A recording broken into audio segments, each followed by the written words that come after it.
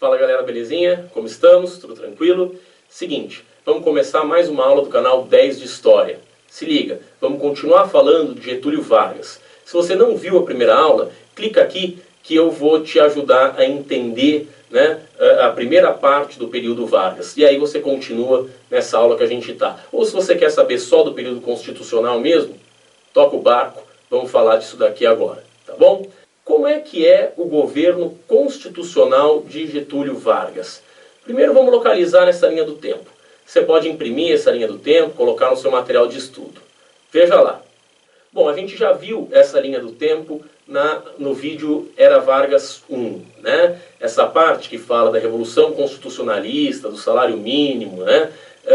A gente já passou por isso, governo provisório, parará, né? A criação da Constituição. Vamos ver, né, agora este governo que o Vargas tem respeitando a Constituição, e por isso que a gente chama de período constitucional, né? Tudo bem? Nessa fase, a gente tem a radicalização política também no Brasil. Digo também no Brasil porque na Europa, na década de 30, a gente tem o fascismo e o nazismo, além das democracias. No Brasil, também essas correntes vão aparecer, né? Essas correntes ideológicas de extrema direita e de extrema esquerda. Tudo bem? Além dos democratas. Veja essa tabela que põe lado a lado a Ação Integralista Brasileira e a Aliança Nacional Libertadora. Veja lá, o que a gente tem é AIB e ANL, como se dizia. A ANL é o grupo de esquerda que pensava sob forte influência do sistema comunista, ou seja, defendia a reforma agrária, o não pagamento da dívida externa, a nacionalização das empresas estrangeiras e um governo de ampla participação popular, defensor dos interesses populares. O maior nome desse partido é, sem dúvida, Luiz Carlos Prestes, aquele antigo líder tenentista que foi para a União Soviética e depois voltou para o país. A ANL vai ser posta na ilegalidade, olha só, né? Democracia, o governo constitucional, mas o grupo de esquerda vai ser posto na ilegalidade por Vargas, depois que esse grupo distribuiu um panfleto, né? Ficou pregando com as pessoas em comícios e tal, em jornais. Esse grupo defendia a derrubada do governo Vargas, né? Então o Vargas não quis nem saber, né? Tornou esse partido ilegal. Uma vez ilegal, a ANL tentou tomar o poder ainda em 1935, em novembro de 1935, na chamada Intentona Comunista. Mas esse golpe, muito mal organizado, acabou levando os dirigentes da ANL para a cadeia. Inclusive o Luiz Carlos Prestes e a mulher dele, né, a Olga Benário, que estava grávida do Luiz Carlos Prestes. Olga era uma judia comunista alemã, né, e foi enviada por Vargas para a Alemanha. Putz, que crueldade, né? A mulher grávida estava aqui no Brasil, o Vargas pega e envia, né, põe num laço vermelho, né, se fosse assim, e manda lá para a Alemanha. Na Alemanha, a Olga vai ter a sua filha, né, Anita Leocádia. Depois de 2 anos, a filha é tirada da Olga, né, e dada para a mãe do Prestes. Né, a mãe do Prestes leva a menina embora da Alemanha e a Olga morre num campo de concentração. Que horror, né? Que horror esse nazismo. O outro grupo, a AIB, é liderado por um jornalista chamado Plínio Salgado e defende um governo de extrema direita no Brasil, limitando liberdades, né, aumentando a força do Estado, um Estado total que devia combater o comunismo, mas também devia combater o liberalismo econômico.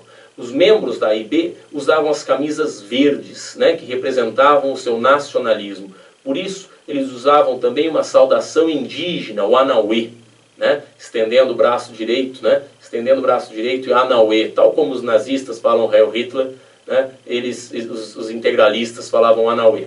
O símbolo deles é um sigma, né, que a gente usa lá na matemática para totalizar, né, a totalização ou a integralização.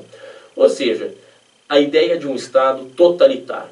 Se você quiser ver o que é totalitarismo, né, aprender talvez sobre fascismo e tal, aproveita e clica nesse vídeo aqui, que você vai ver lá a gente apresentando as características do Estado totalitário, dando uma definição para fascismo e tal, né, para totalitarismo, você pode ver lá.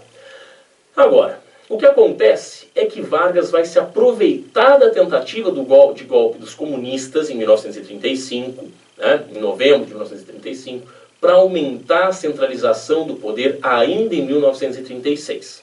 Mas em 1937, o Vargas divulga um plano chamado Plano Cohen, um suposto plano divulgado pela imprensa como sendo um plano comunista para aplicar um golpe de Estado, fechando o Congresso Nacional sob a alegação de que os comunistas estão infiltrados e planejam um golpe de Estado.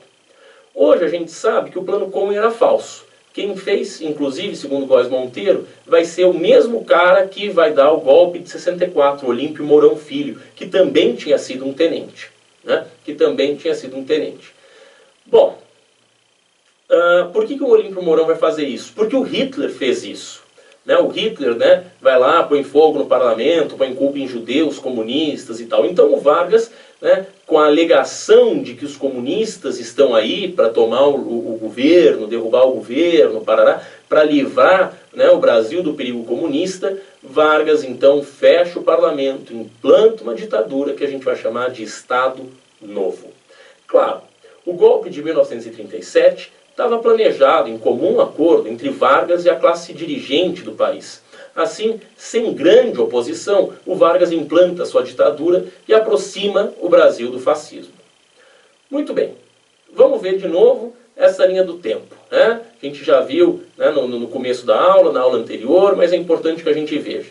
Primeiro, governo provisório, até a Constituição de 34. Depois, nessa aula, era Vargas II, a gente está terminando o governo constitucional e entrando na ditadura de Vargas, que chamamos de Estado Novo. Agora, por que chama de Estado Novo? Porque o novo é sempre melhor do que o velho. Desde a Revolução Industrial, o novo é melhor do que o velho. O carro novo, o namorado novo, sabão de pó novo, tudo novo. O novo supostamente é melhor do que o velho. A gente sabe que nem sempre é assim, mas existe essa grande crença. Vamos fazer um modelo velho. Não, modelo velho vão achar ruim, então é um Estado Novo. Mas também tem uma outra coisa. A gente tem em Portugal o movimento Estado Novista, do Salazar, que de uma certa forma inspira Getúlio Vargas. Lá em Portugal, Salazar assume o poder em 26 e em 32 implanta uma ditadura fascista, que vai durar até 1979, como você sabe, só termina lá com a Revolução dos Cravos. Não é isso?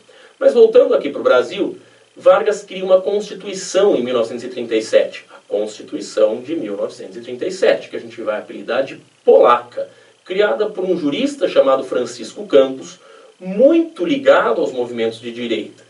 Por isso, a gente diz que essa Constituição é inspirada por constituições fascistas. A polaca seria inspirada por constituições fascistas. Agora, Vargas tem ainda mais poder. Os partidos políticos são fechados, o presidente volta a nomear os interventores dos estados, os sindicatos são ainda mais controlados pelo governo. Dentre os grupos políticos, a AIB foi a que ficou mais insatisfeita, porque ela tinha apoiado o golpe de 37, esperando algum benefício, especialmente o Ministério da Educação. O Plínio Salgado queria ser ministro da Educação. Mas, ao contrário disso, a AIB foi afastada do golpe, foi afastada do poder. O que levou a AIB a tentar um golpe, agora o golpe integralista, que entra para a história como a intentona integralista. O que faz o Plínio Salgado se exilar lá em Portugal. Ele fala, não, deixa eu ir para Portugal, gosto demais do fascismo, não tem fascismo suficiente aqui, quero ir para lá. E aí o Vargas manda então o Plínio para lá, o Plínio acaba se exilando em Portugal. Por aqui, Vargas cria o DIP, Departamento de Imprensa e Propaganda, importantíssimo. O DIP vai cuidadosamente pensar a imagem do Getúlio Vargas como pai dos pobres. O DIP também cuidou de censurar artistas e os meios de comunicação. Uma das criações do DIP que você com certeza conhece e gosta é a Voz do Brasil. Sabe, que começa na rádio lá, às 7 horas da noite. Você não gosta? Não entendi, como assim? Eu adoro. Brincadeira.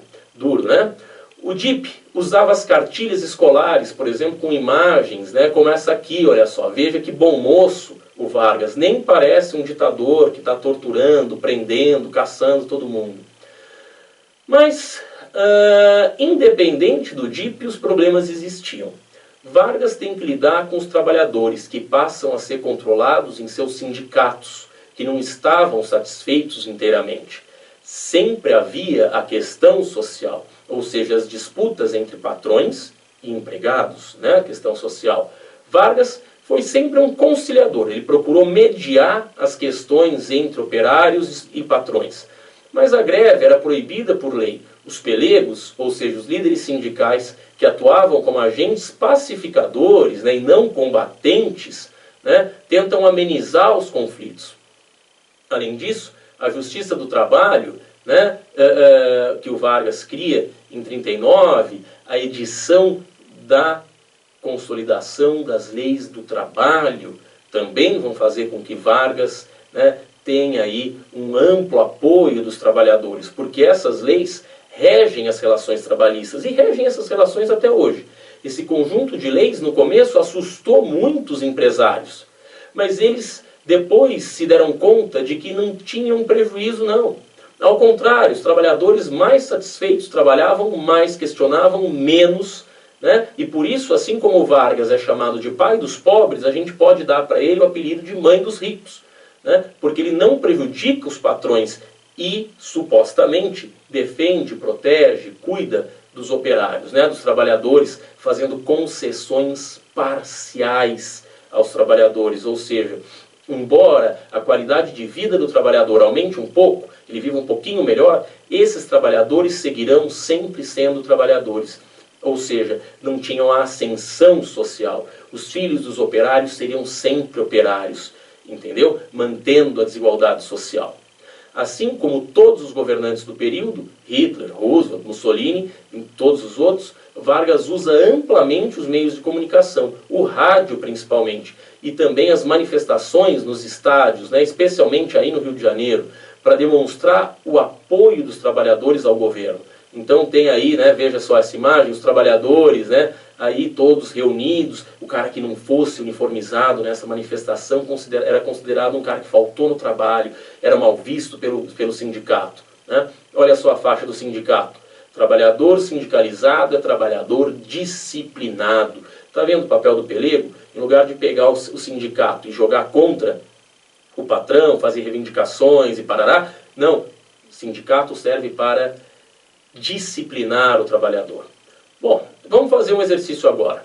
Curte a aula, se inscreve no canal, depois vai lá fazer exercício no site 10historia.com, tá? Mas antes vamos resolver essa daqui. Olha aí. Lê a questão, né? Vou colocar a questão, você pausa, lê, responde, porque eu vou responder logo em seguida. Então pausa aí. Bom, a gente fica com a alternativa C, não é? Vargas, pai dos pobres, mãe dos ricos. Busca sempre o consenso entre patrões e empregados, fazendo o papel de mediação entre os dois. Não é isso? Né? Bom, na próxima aula a gente vai falar de política externa do Estado Novo, da queda do Vargas e algumas questões culturais desse período. Fechado? Então já nos vemos. Vai lá, toma alguma coisa, volta para cá para estudar. Abraço, até mais.